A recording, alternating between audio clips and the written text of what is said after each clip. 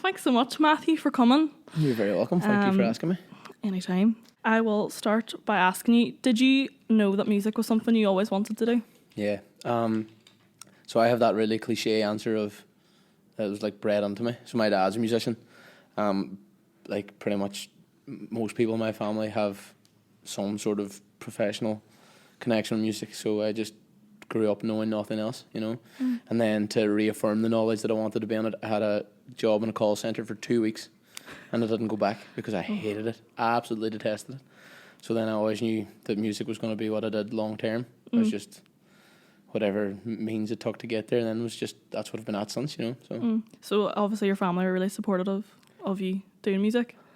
Aye, they are. But it's a weird thing. When you have family that are musicians themselves, it's like a double-edged sword because it's great but they're also very like, not, they aren't very critical. I don't want, if they listen to this now, they'll be like, we're not critical at all. But it's just, sometimes you can think something's perfect and they'll be like, oh, well, maybe you should do this or maybe you could do that. So it's one of those things. Obviously, the one thing I would say is because they are musicians, they don't actually get to come to many gigs because they're always playing themselves. Yeah. And then, well, my mum would come to a lot of stuff, but she hasn't a clue. So she just loves it. She's just there for the crack, you know what I mean? You know what? And so you did this MAPA music course. Mm-hmm. Did you start at level 3 or you started? I came here after I did my leaving cert, and it was, I actually didn't know about this course at all until I think it might have been Dominic that came to our school. You know, it was years ago. I'm really sure. Could have been. But so the way it worked for me was I actually got into BIM in Dublin and BIM in Manchester before I came here. And then I'm from the Republic, so you don't get a SUSI grant to go to either of the BIMs because they're private universities. Yeah. So the pocket was too shallow, so I just said, right. So I actually wasn't planning on going to uni at all or like to anything. I was just going to, go straight into gigging and playing. And then Dominic, I'm positive it was. If I'm wrong, I'm wrong, but I'm nearly sure it was. He came in, and then my music teacher in secondary school was brilliant too, Miss Coyle. She obviously knew about this then, and she was like, no, you want to check this out. And the one big worry I had here, I think I actually did the open day here before I did my leaving cert. I think that's how it works out time-wise. And the one thing I was really worried about, I'm terrible at maths. Like, terrible. So I was worried that if I didn't pass my math, that, I wouldn't get on here either. And then they were like, no worries. They have whatever, they help you with the math here and you get your degree that way. So that was the start of it. And then I was here I did the level 3 here, and then I did the HNC, the HND, and then I went to Leeds College of Music, which a lot of you guys will probably maybe venture to as well. Yeah. And that was, to be honest, I learned more here. I learned more here in the 1 year than I learned in Leeds in the 1 year. Yeah. But Leeds is brilliant. You meet so many people, and it's a weird thing. Like, you're there, you guys are at that age now where you're coming from all these different backgrounds, and now you're suddenly in a place with people that have, like, the same goals and same ambitions and stuff. And Leeds is just the exact same, except amplified. Yeah. So everybody's so, like, nice and mad to work with each other. And, like, I met the guy that produces my stuff, my guitar player, they're all based in England, all because of Leeds. And now, like, I've been to America with them. They're some of my best friends. Like, it's just the way it works. That's so it all started from here. That's cool. And what was your favourite part of your course here? Well, obviously it's a performance course, so I loved it. Like, we were playing, and there wasn't many, during my year, there weren't many people that were, that played instruments. We had a lot of singers, but very few people that actually could play. So I was on playing for people near enough every day, and I loved that. And again, that's where I came on as a guitar player more in that year, maybe those 2 years, than I probably should be practicing more now, even at this age. But, like, I did more then, so I was always performing every day. There was something on, you were playing. There were showcases, there were all the musicals and stuff that be on here. I was involved in all that stuff. So that was pretty much just playing, constantly playing, and, like, that was the main thing for me. Obviously, weirdly, I didn't get into the production side of things. Obviously, I did it as you guys will do for your coursework and stuff. But then when I left, and I kind of started living on my own, and I had a designated studio. Yeah. I started getting really interested in that stuff then, and that's been. So I think if I could go back now, I'd probably be way more into the logic side of it than I would playing. But playing every day, it's such a blessing. Like when you're playing literally every day and you're playing tunes, even if you don't like the tunes that somebody else might pick, you're not going to beat that. Like that's good. And obviously, since you've left tech, you've become quite successful. You've got your own music out. Yeah. So how do you get yourself motivated to write your own songs? Like, do you have a process, or does it change? It changes. It changes very massively. I don't know if anybody listening or anybody in this room is a songwriter or whatever, but you probably feel the same, that you don't. Well, for me, I don't know what's going to come out of me. If I have an idea, a lot of the time I don't even have an idea. Like the T-shirt you're wearing, "What a Time to Be Alive" plug. That one was actually written because I didn't want to go to the gym. Oh. So I was supposed to go to the gym at 6 o'clock. I'll never forget it. The day I sat down to write that song, I had booked to meet someone at the gym at 6 o'clock. And at 5:45, I picked up the guitar and I had that "What a Time to Be Alive," and that was where that came from. And then I was like, I can't leave this. So I had to ring them. I was like, look, I'm not going to be at the gym. And then that evening I posted on Facebook, and it's gone since, and it's become what it is, you know. And then like sometimes you'll have an idea where you're playing an instrument. It might be an instrument that you've never played, or say if you're a guitar player and you suddenly sit down at the piano and you hit random keys and they sound good and you're like, oh, that there might work. There have been very, very few times that I've actually sat down with the ambition of like, right, I'm going to make myself write a song. Right. And the only one of them was, I have a Christmas song that's not coming out this Christmas, so there's no plug on that. But like that was one of the very few times. But also like I've been very lucky. Like I signed with a publisher there last October, and they're based in Dublin, but they're really good because they're always trying to get you working with other people. And I've written with, like I wrote with this guy in Nashville and stuff. And it's strange when you're writing with other people. It's like, it's just a different. You get to learn so much. Like the way I write or the way you would write could be completely different. You know, we could have two. Like you could hear a line of a song, and you could in your head you could go one way, and I could go the other way. Yeah. And it's really cool to see how other people do it, and that's like a big thing. So basically, there's no formula to it. I have formulas that I use while I'm writing to get me out of holes and stuff. But in terms of sitting down to write something, Just changes. it's just potluck. Like you don't know what's going to come out. Very cool.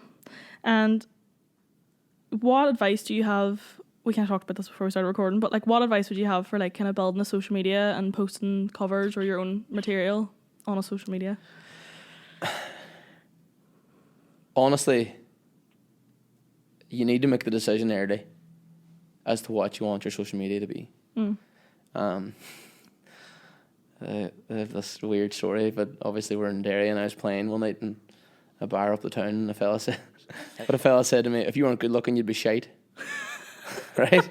And I realised, like, I said thanks, and he was like, I'm not giving you a compliment. I was like, well, you call me good looking, so I'm going to take that. But then I realised pretty quickly on that, like, you know, you can put as much depth or texture to social media as you want. Yeah. But if you want to get clicks and if you want to get likes, you have to be realistic that there is an element of visual to it, because it's on your phone. It is social media. Like, you think of the amount of people you follow because they look a certain way or they wear a certain thing. So if you want to get your following to grow quickly, that's one way of doing it. If you want your following to grow authentically, and to be genuine people that are interested in what you release, then you need to find a blend between the two.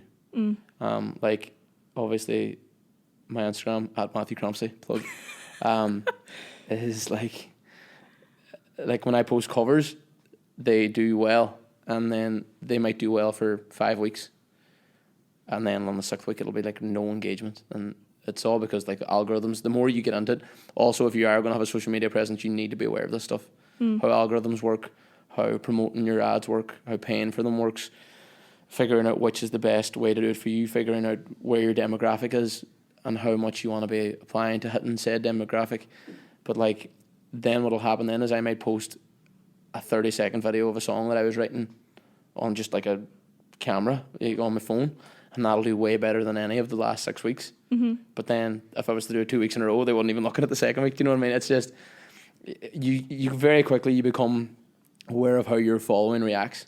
Yeah. But if you're starting brand new straight off page, first thing you need to do is get on to all your friends, get on to all your family, get them liking the page, get them spreading the word about it, because that is how it starts off. You think of it yourself. If you follow an Instagram page or a Facebook likes page, it's a weird thing. We're at this age and we're in this kind of society where followers and likes actually is like some sort of currency, and it's suddenly like someone with more likes or with more followers seems a bigger deal than someone that has less, but that person that has less could be touring the world playing. Yeah. Do you know what I mean? So it's a weird thing. You just need to be cautious of the balance between actually being a musician and creating content. Yeah. Are two different things.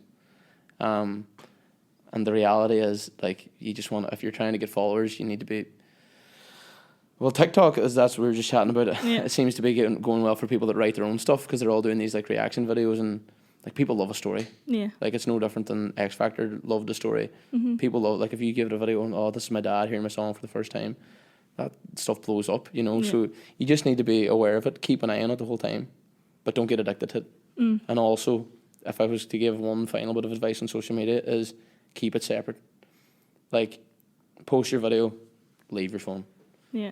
Don't be looking at it all the time. Don't suddenly feel some sort of pressure or, you know, oh, I didn't get that many likes. I'm like, what the hell? It's just, it goes up and down. And don't be taking it personally. Yeah. And that's a big thing, because once you start putting work online, people will have no problem telling you it's not good. You know, and that's one thing you need to be very aware of. And you just, even before you start posting stuff, just make sure you're strong enough. You know, because if a video goes viral and there's a couple of million people watching it, and then of that couple of a million, there's a couple of hundred saying this is terrible. You know, a lot of people will fall into that trap where they look at the negative comments as opposed to the positive ones. So you just need to be clued in that way. And the last thing then is just posting consistently. Yeah. Try and post every week or every, you know, you'll make up your own timeline. What works for you is the big thing. Yeah. And then that's basically my advice on social media. And get your name out there. If you're gigging, put your name on something so people can follow you. Yeah. I don't know if anyone's seen me. I have my name written on my guitar case, and it's always there. And if you're playing, if you're gigging, if it's locally, if it's somewhere else, a lot of the time people are too nervous to come up and ask you, like, what's your name, or it might be really busy and they can't get towards you. Have your name there. And like within the first week of me doing that, I did it coming up to Christmas a couple of years ago, and within the first week I went up like something like, I know it was like 150 followers in a week. Yeah. And by the end of, like, say the month, but that was December and I was everywhere for that month, but I had like I was up like 12 or 1300 followers in a month. All from, and I had no promotions paid. I wasn't even putting content up, just from people putting up videos of me in their story. Yeah. And then, you know, tagging. And in fact, fun thing is, there's actually a girl that wrote up a tweet and was like, if I had €1 for every time I saw Matthew Crampsey in a story. I thought that was great. That's the kind of stuff you like to see. But that's the way it works. You just need to have your name out there, and don't be afraid to plug.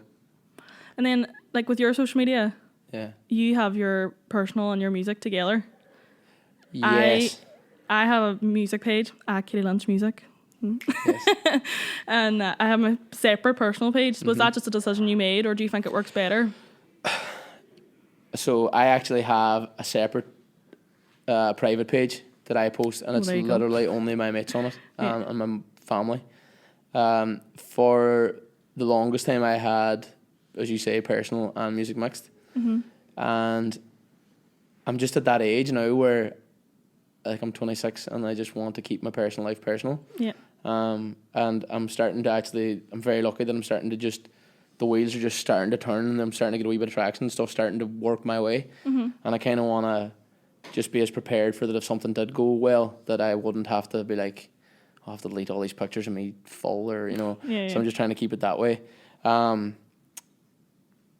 That's just my reasoning behind it as well, is like, social media is just such a fickle thing, and like, if you can use it to your advantage, then do, but just make sure you have the safeguards in place, that you're all right and you don't, like, you're not getting getting put down by people's comments and stuff. If you have a music page and then suddenly you post a photo of your dog and someone says hateful about your dog, you're going to feel terrible about that. So you just try and keep them separate, you know what I mean? That's my look on it. And if you had one piece of advice for all of us local musicians who are just starting out, what would it be? Just be nice. That's good advice. Like, the amount of time, and it goes, no matter how far you go, Like, genuinely, and this is, you know, you can think, oh, he's chatting pure bull, but the further you go and the more people you meet, if you're nice, you're always remembered. You know, like, you see it, like, I see it so much, people coming in and, like, it might be, say, if you're doing a project where you're stepping on a band for a week, I'll actually sit and chat to the band and, like, be good crack with them. And then someone will come on and take an Instagram picture and be like, oh, look at me, I'm doing so well. They don't want to see that person again. They're like, oh, they didn't really say anything. Just be nice. And the one other wee bit of advice, I know you only asked for one, but the thing I'll say about if you're trying to gig locally and you're trying to play bars and stuff, you need to be aware of what you're getting into. And like how busy you want to be. Like, if you are, if you want to make a comfortable living and, you know, have plenty of gigs, chances are, if you're mad into Oasis, if you're mad into whatever it is, you're not going to be rocking into some bar in the town and playing that and people going, oh, that was great, because they won't. You have to play to the crowd, you have to play to the punters if you want to be continually busy. And a lot of people will say, oh, like, are you sure it's a good, you know, way of getting into gigging, or like, is gigging a good way to make money, or, you know, to go week to week? And I would say yes, the more people in it, the better. But you just have to be aware of what you're getting into. You know, you have to play what people want to hear, and don't be running around going, well, I want to play this, and how dare they not book me because I played all this here. Like, you just have to be realistic. At the end of the day, you're in a business. Someone's trying to make money, and you have to get the crowd having as much crack as they can have, to sell as much drink, to do as whatever. And that's just, once you know, cut the kind of showman, they're like, you know, people put it up on a pedestal and they're like, oh, I can't wait, I'm gigging all the time. It's work. At the end of the day, it's work. You know what I mean? It's just somebody else is doing 9 to 5. You're playing 10 to 12. You just have to be realistic about it. And then the last thing I would say is, obviously, for gigging, for cover gigs and stuff, but even if you're gigging original gigs and stuff, we're at the age where, again, social media and stuff is like, you can become massive instantly. That's a very small that's a very small percentage that happens for you. You have to pay your dues. You have to do the gigs that are crap. You do, like, and that's just the reality of it. And just don't let it get you down when you're doing it. It will work out. You just keep plodding on and battering on, and it will work out. And the last thing I would say as well is be comfortable. Like, do you play? Yes. As well as sing? Yes. Aye. Get as confident doing that as you can, because the venue, like, this is just for Derry I'm just talking about, but a lot of venues are very into the live music. You know, the tracks and stuff aren't doing as well. And if you want to be as, you know, if you want to be in as many venues as possible in the week or in the month, you know, get comfortable with playing. And that's a big thing. That'd be my last point for saying that. Great. And finally, who are your biggest inspirations? Oh, jeekers. Well, obviously, like, my dad would be a massive one. Like, he's very well known in the songwriting circuit in Ireland. And it was weird. I was just brought up, like, I was very aware that he wrote the songs that I was messing about with when I was young. So, like, writing was never, like, a daunting thing. You know, for a lot of people, they're like, oh, I'm not going to play this, I wrote it. Whereas I was just like, I wrote this. You know, it was just, like, it was normal chat. Then, I don't really know, like, that's pretty much it, to be fair. Like, I have some of my mates, like, some of my friends, like, Ben Rothwell, Tom Scaldern, like, these guys, they're all, like, you know, role models and stuff. They're great fellas and they're super talented, and, you know, they work really, really hard and that kind of stuff, and you can take stuff from people like that. But, like, you know, heroes and stuff, that kind of stuff, your dad's always going to be up and about it. So that's great. Thanks so much, Matthew. No bother at all. Hashtag want him to be alive. Plug. Check it out on Spotify, all streaming platforms.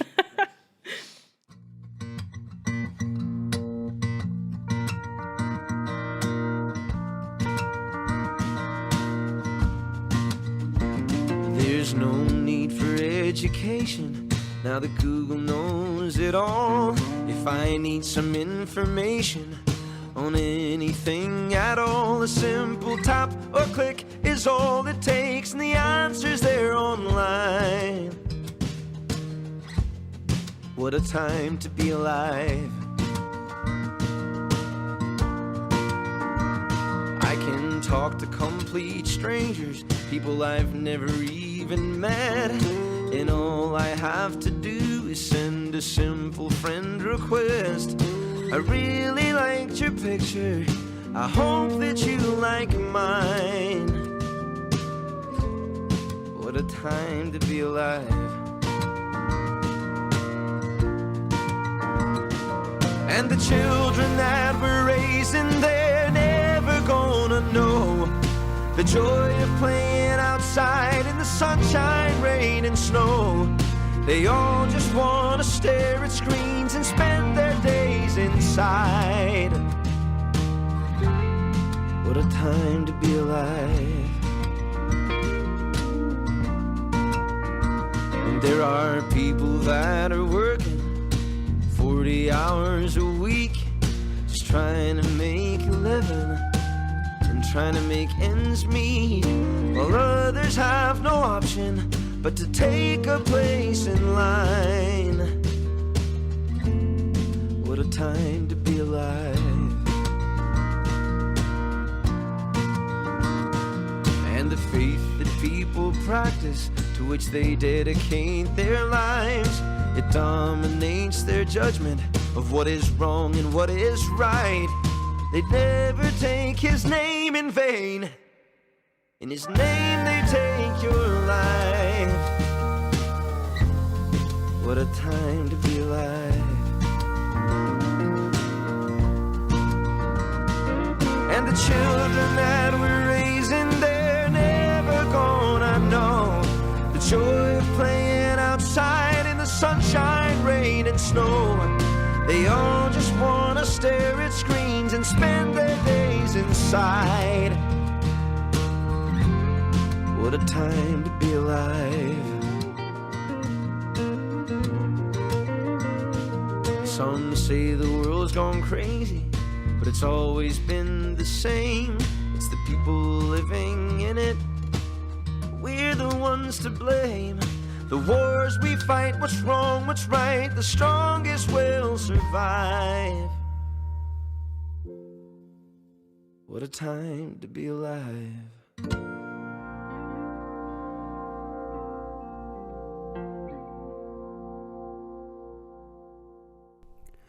Hi, I'm Jason Lucre, and I'm currently here with Caitlin Kelly, who is the lead singer in the band Deep Sea Radio.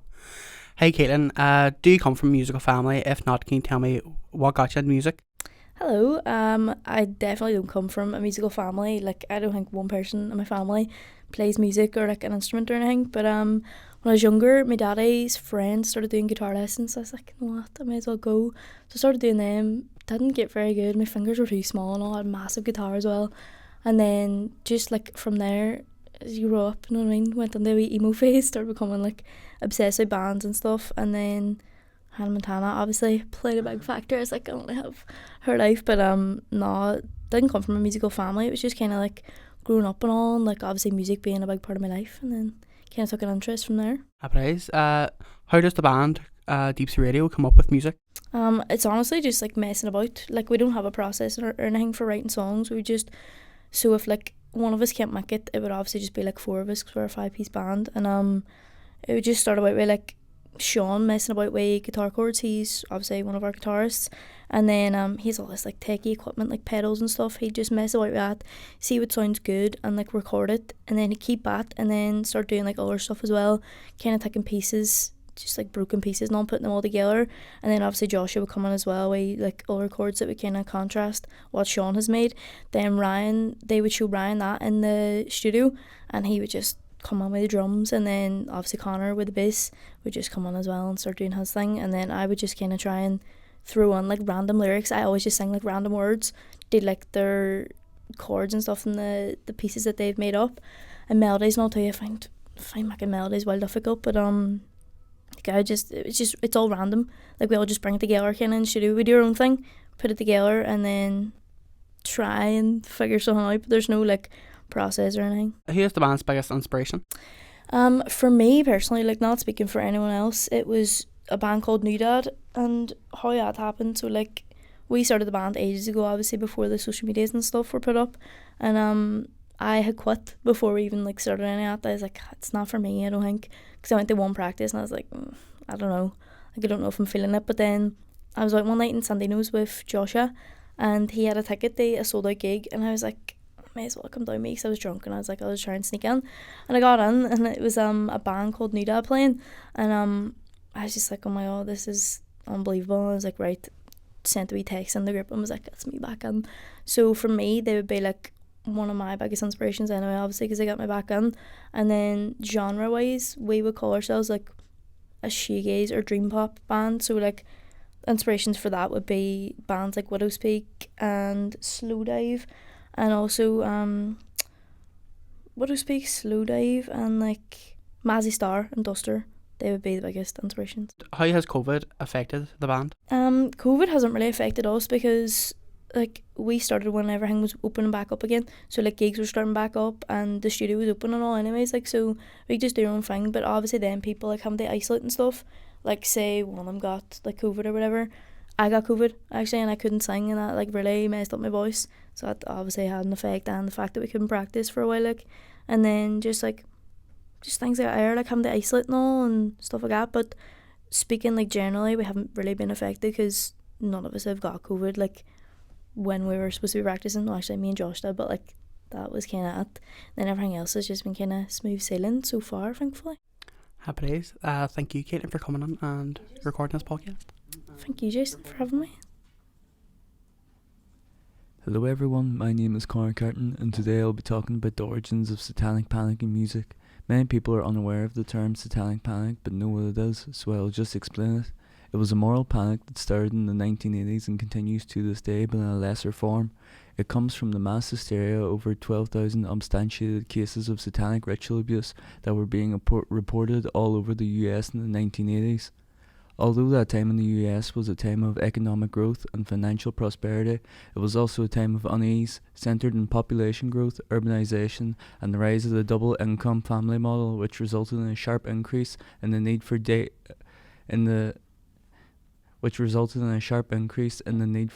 services. As a result, anxiety about protecting the nuclear family from the unknown dangers of this new era was high. The 80s saw the spread of AIDS and misinformation, kidnapped victims' faces appearing in milk cartons, the mass panic surrounding the 1982 Tylenol murders, and the first wave of reports of killer clowns attempting to prey on children. Each of these moments of social unrest signaled Americans' growing alarm over stranger danger and the fear that evil could always be lurking right around the corner. Through it all, Christian fundamentalism and the literal belief in angels and demons were on the rise. Fundamentalist preachers like Jerry Falwell and his Moral Majority group, founded in 1979, gained prominence across the country, passing along a literal fire and brimstone style of Christianity. Anti-occult crusaders like Pat Pulling, who believed her son's death by suicide was the result of a Dungeons and Dragons curse, crusaded against role-playing games as dangerous and demonic, backed by occult fear-mongering chick tracts. The evangelical movement was not alone in its growing occult obsession and fear-mongering. The media too played a massive role in stoking the public's fear and fueling misconceptions surrounding occult practices. In 1988, Geraldo Rivera's documentary Devil Worships, Exposing Satan's Underground became the highest rated televised documentary to air up to that point. A 1991 episode famously aired an official Roman Catholic exorcism, and evangelical documentaries like Hell's Bells attempted to tie rock to the occult. Bands like ELO, Styx, The Eagles, and Judas Priest, according to evangelical Christians, used backmasking to place subliminal messages in their music to turn fans into died into the walls of Satan.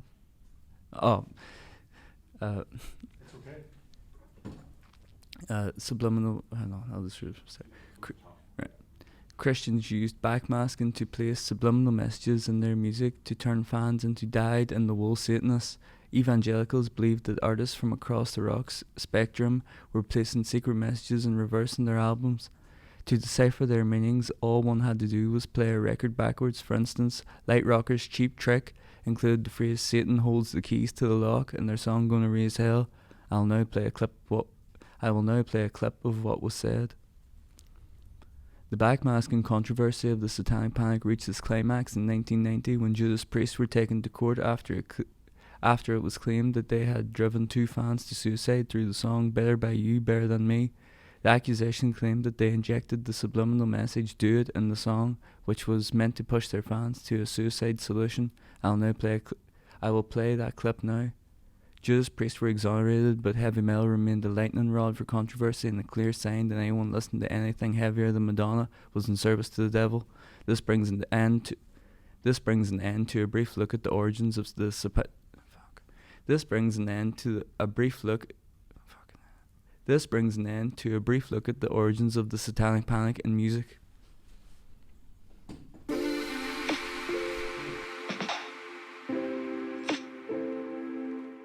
Hi, this is Aisling, and I'm going to be dipping into the world of local prayers and music for the next few minutes. So today I'm joined with my friend Rachel Dempster from the big old capital of Belfast. Rachel, it's so lovely to chat to you again. Thanks so much for coming on. Oh, thank you so much for having me on your podcast, and thank you for your kind words too. I really appreciate it. No problem at all. So you are the lead writer for the Lowdown magazine. That's so exciting. And as I said to you before, I absolutely love reading your articles. You're such a talented writer. Oh, thank you so much. That's so kind. So Rachel, as I said to you today, I have a few questions for you, just more or less getting an idea into the world of local careers, as I said at the start. So first of all, how did you find your way in getting a career and working for the Lowdown? Well, I first got into writing back in the summer of 2015, and prior to that I'd taken journalism at GCSE level, but it was one of those subjects that I never really thought anything would come of it. In 2015, I was writing for Celeb Mix, which was another music site, and I loved it at the time, but I took a bit of a break from writing midway through 2019, and to be quite honest, I sort of lost my passion for it a bit, and I thought if I could step back, then maybe my passion would reignite. And I always said with journalism that I never wanted it to become boring or something like a chore. Yeah. So I thought if I take a break and I come back and I love it, then that's okay. And I spoke to the people in charge. They were really supportive and everything, which I really appreciated at the time. And then near the end of 2019, I got to interview Sean and Connor Price, who were on X Factor a good few years back. We saw them in Dublin. And I sort of thought when I did that interview that there was this sense of finality, I guess, with it. And I decided to just give up writing for what I thought would be forever. And I put this statement thing on my Instagram story because I would get message requests through there to do articles and features, and I got a message of a manager who I'd worked with before, and he asked why I was leaving Celeb Mix, and I was really honest. I just said I'd lost my passion for it a bit, and it was something that I wasn't fully confident in doing going forward. And he said that his cousin was actually starting a new music magazine / website, and he asked if I could help out, and I sort of thought it would be short term, but one thing led to another, and here I am a year and a half, almost 2 years later. So yeah, that was started in the beginning of 2020, and yeah, we're still going from strength to strength. Oh wow, so you've really been through a whole journey with it. Well, I am very glad that you didn't give up on your writing. So you mentioned there the Lowdown it's an online magazine based around popular music, like pop culture and artists today. Is the music scene something that you've always had an interest for? Absolutely. From a young age, I remember wanting to go to every concert possible that was coming to Belfast. And I always thought people who got the chance to interview celebrities, I remember always thinking they have the coolest job in the world. Yeah. But I never ever thought that one day it would be me doing that. So I do feel very fortunate. Oh wow, fair play. So without giving away too much of your secrets there, could you tell us a wee bit about the process behind publishing a feature from the point of like brainstorming it to contacting your artists and getting it out there for all your readers to enjoy? Yes, of course. Well, with every feature and every interview, there is a lot of work to it, and there's so much that people don't actually see. I remember before I started writing, I always sort of thought that an article kind of was just flung together within a half an hour, but that's certainly not the way with interviews or features. It's all about contacting the management or contacting the artist, getting a time for an interview, preparing questions, then doing the interview, the recording, and then typing it up, adding in different bits and bobs. But I also want to make it appealing for people who come on and they read my articles, because I don't want an article to be too long so that people lose interest. I don't want it to be too short. And I am a perfectionist. I do put pressure on myself to always get it right. So as much as it's a lengthy process, it's one that I really, really enjoy as well. Oh, brilliant. You can tell that it really pays off as well. So you were saying like about interviewing artists and everything. You've interviewed quite a few like out there artists. Like you've interviewed Grace Davies that was on X Factor a few years ago, and you've interviewed Tiernan Heffron. But who is your favorite artist you'd say that you've done a feature on so far? Well, I have to throw it back to Celeb Mix Times. Even though every artist who I feature is amazing and always holds a special place in my heart, but I got to interview Picture This back in November 2018, which was incredible for me. I've always loved Picture This. So to interview them was a big moment for me. And then I got to meet them a couple of months after I interviewed them, and I had a right fangirl moment, and I was like, I was a girl who interviewed you a couple of months back. And I was like, I'm gonna review your album. And I remember Jimmy was like, don't slate it, and I was like, no, I never would. And then they actually tweeted about my album review and said it was amazing. So that was a special one for me. But like I said, everyone always holds a special place in my heart. And as well, another thing, there is so much with interviews that you don't see. Like you can have like inside jokes and a bit of crack as well, so it doesn't feel like a job sometimes. It's just like having a laugh with old friends, as strange as that can be. Yes, exactly. You definitely build a rapport with them after a while, and it's like, as you said, like you've kept in contact with a few as well, so it's amazing. You definitely build a wee friendship for yourselves. So we've left the best question to last. If you had the opportunity to choose absolutely any artist to do a feature with, who would it be, and what would you like to find out about them? So I couldn't pick just one. I have a list of 5. So by all means. Little Mix. Why not? Little Mix. With them recently announcing that they're going on a bit of a hiatus too, I'd love to kind of get the lowdown over the past 10 years and what's been their favorite moments, what they have planned for when they do come back as well. Niall Horan, I've always loved Niall, and I think going from being in the world's biggest boy band to then that transition to a solo artist, I'd love to know what that was like for him. Yes, you met Niall as well, didn't you? I met Niall. Yeah, I had such a fangirl moment. It's just, I'm like already counting down the days to the Galgore next year. Like, get me back to Ballymena. Next would be Lewis Capaldi. He is so funny, but he's so talented as well. Yeah. So I'd love to interview him because I think it would be such a laugh. James Arthur, his music is so unbelievably personal, but it's almost, I don't know, I'd love to find out how he gets such a personal message into his songs. Like, it must be really difficult for him. And JLS, just because I've always loved JLS from such a young age, that I feel this is the right time. Like, they're back. I have to interview I know. It's a given. So yeah, that's the one I'm hoping for. Like for the next couple of months, I'm like, please, just want to interview JLS. But yeah, that's my top 5. Yes, I absolutely love every single one of those answers. So that's all the questions I have for you today, Rachel. Thank you so much for answering them all.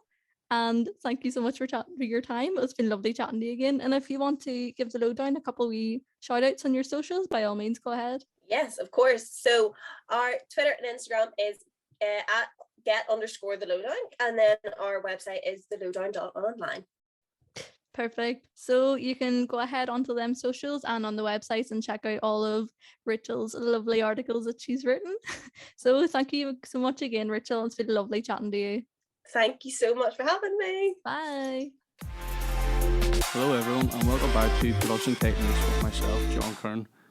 First, I would like to ask you, is analog technology better than what is maybe the modern way of production, digital technology? I know there's a lot of conflict with many guys in the industry claiming that digital technology has taken away from the analog world.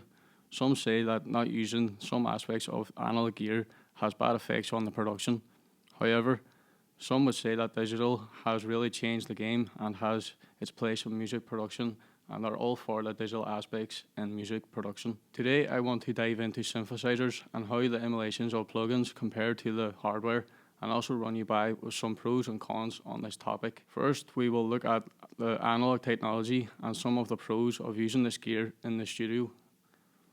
With the analog synthesizers, we get to have that hands-on playing, which may give us better inspiration than just doing so with clicking in notes on a piano roll in a DAW. Having the hardware right there in front of you may make your workflow easier and also inspire you to make more music. With that being said, there is also some negative points to using analog gear. Here are some cons when using this type of equipment. Analog gear can be very costly and can be expensive to repair. With analog, you can only have one instance of the hardware synth running, unlike digital VSTs where you can have multiple instances of that plugin running in your project. Next, we will look at the digital technology and how this works within production. Some of the pros for digital technology: DAWs provide flexibility to your workflow. As long as you have a laptop, you can pretty much make music with the addition of a good set of headphones anywhere. Digital gives you the chance to get some of the classic synths from plugins in for your productions at lower prices, while also keeping to that portable nature of just using a simple laptop. Like the analog gear we talked about earlier, digital also comes with some cons. Computers may crash, and if you have hard work which is not saved, then you may have just lost your track that you put your heart into, and that's something nobody wants, you or the artist. Files containing your plugins, sample libraries may be lost and could affect any running projects you use them within your DAW. Next up, we will have comparisons from real-life synthesizers and their plugin emulations. Here is a comparison of the Korg Poly 6 synth and the emulation by YouTuber Xavier Radix. Hey everyone, Xavier Radix here. Welcome to my Korg Poly 6 shootout video where I'll be shooting out the plugin version versus the real hardware version. Stay tuned.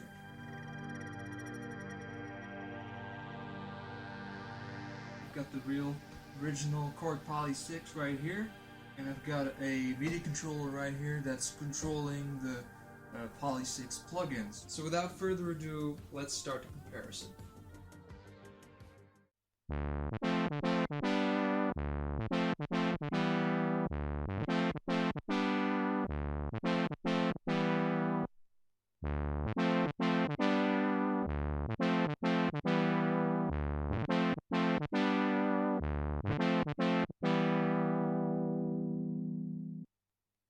And here is another comparison from YouTuber Starsky Kjar of the Juno 106 with the Roland Cloud emulation.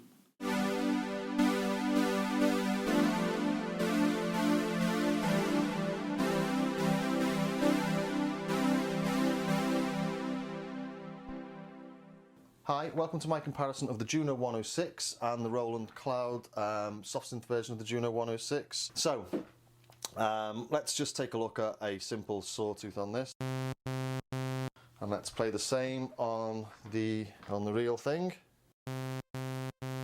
So the original and this emulation.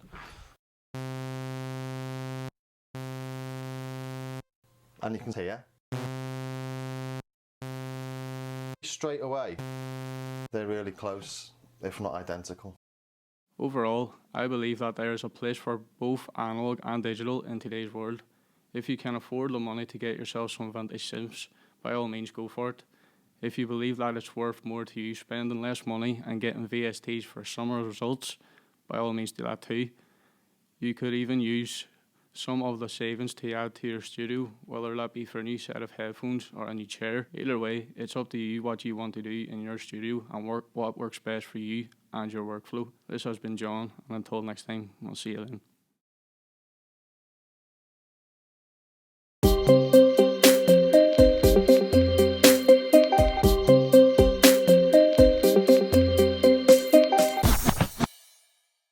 Yo, this is Josh, and today I'm reviewing The Off Season by J. Cole. The Off Season is the 6th studio album by J. Cole. It was released on the 14th of May 2021. The album is 12 tracks long, so in comparison to his other albums it's quite short, but I think what it lacks in length, it makes up for in its production quality, its lyricism, and its range of rhythms, flows, and general sound.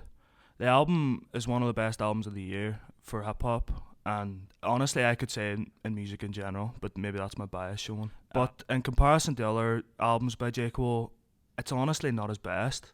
I'd say it sits more at a third, fighting for the spot with KOD. I would say second, For Your Eyes Only, and then first, I think most people would agree, would be 2014 Forest Hills Drive. With this album, there's a more concentrated focus on the use of auto-tune and pitch correction in order to appeal to more mainstream audiences, as this is sort of a popular sound within hip-hop at the moment.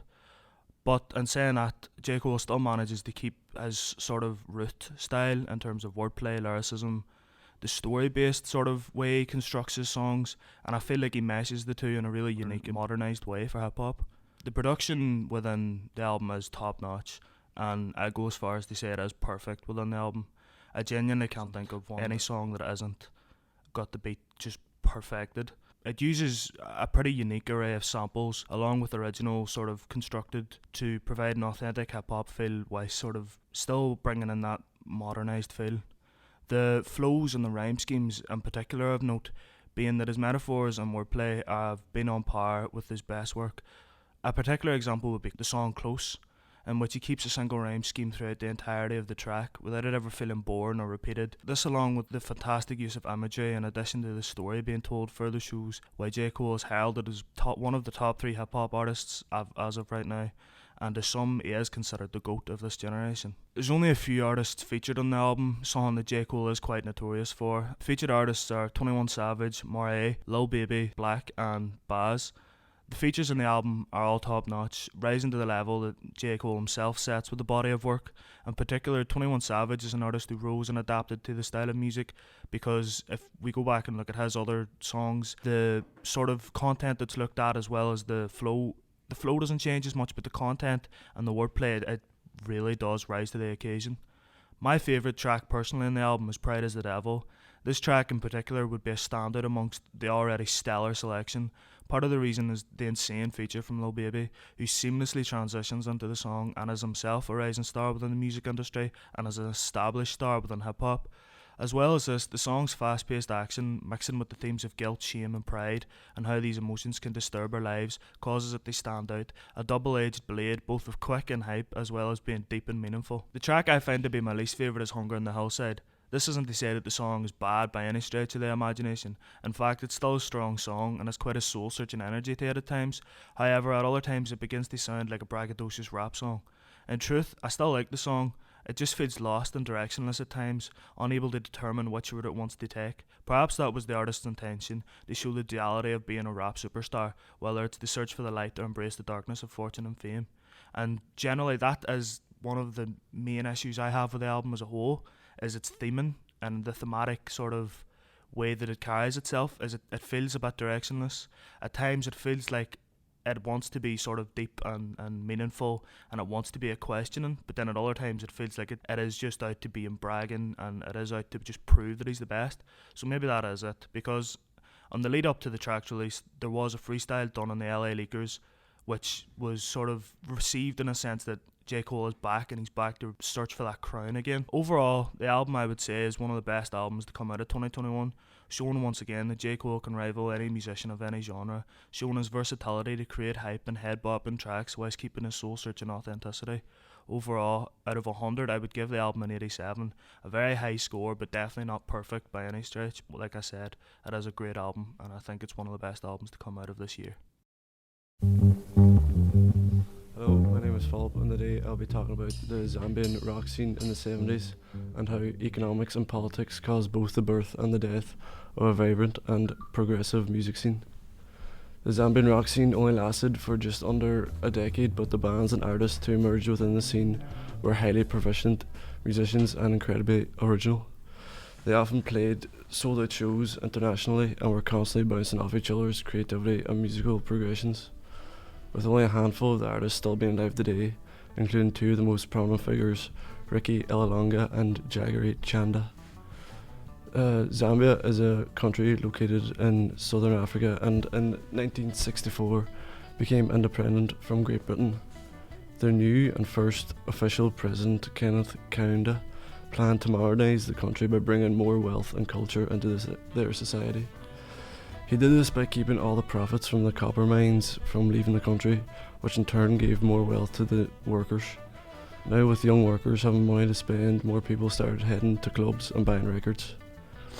The upper class British citizens who stayed in the country began to import records from their home, which eventually led to many people in Zambia being introduced to the Beatles, the Stones, Elvis, Buddy Holly and James Brown and countless more. Soon young people began to learn these songs and eventually began to write their own, adopting the Western sound. The younger generation, now in bands of their own, soon came to realise that there was good money in performing due to the new economic growth, and the likes of Jagger Chanda, who would go on to form bands like Witch, who would release their first commercial Zambian record in 1973 named Introduction. It wasn't easy though, as the closest record plant was in Nairobi, Kenya, which was roughly 2,000 kilometres away. Now with the influence of Western music as their base, people like Ricky Ilalonga, who went on to form Musi Otunya, which translates to Smoke That Thunders, began to take influence from bands like Osibisa, who sang in their native tongue and heavily featured with African rhythms. It was around this time that we get the first taste of what kind of music was to come, a mix of Western guitar and African rhythm. To help the rock groups that were actively pioneering their sound and moulding the Zambian music scene, President Kaunda announced that all radio broadcasts were to play 90% Zambian music. This resulted in the music scene really exploding, with a local DJ coining the term Zamrock, which is still used today when referencing this period. Around this time, newer bands were starting to emerge, while existing bands started to really define their sound. For example, Ricky Ilalonga released his hit single Shebeen Queen,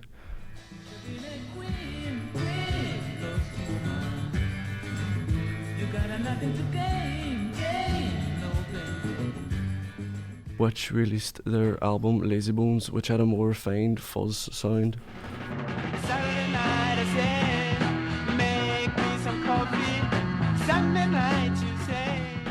Amana Z released Africa, which was a clever low-key pop record that could be seen as a direct influence from the Velvet Underground.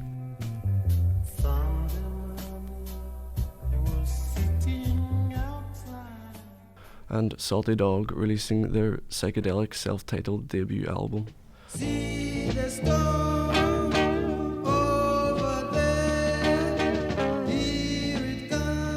However, just as the spike in creativity from the Zamrock movement and as the bands began getting used to stardom and living a rich lifestyle, social and economic problems were starting to unfold, which would inevitably destroy the whole Zamrock scene. The social and economic change began by a drop in international copper prices, which was the country's biggest export. This decreased the wages of most of the population, and along with the rising price of vinyl, it was hard for Zambians to continue buying records and going to concerts. Also, due to the social unrest in neighbouring countries which were still under colonial rule, the newly independent Zambia faced threats of bombings and military raids from these suppressed countries. President Kaunda, now having to take a more authoritarian role, placed a national curfew and blackouts were put in place, which prevented bands from playing at night. Some bands, however, attempted to continue playing at lock-ins, but this eventually did not prove successful, as it was easier for a DJ to play a selection of songs and bands for lengthy periods of time, rather than one band having to play from sundown to sunrise. In 1984, Zambia's first case of HIV was reported, and by 1990, 13% of the adult population were infected, especially those still in the music scene who carried out the traditional rock and roll lifestyle.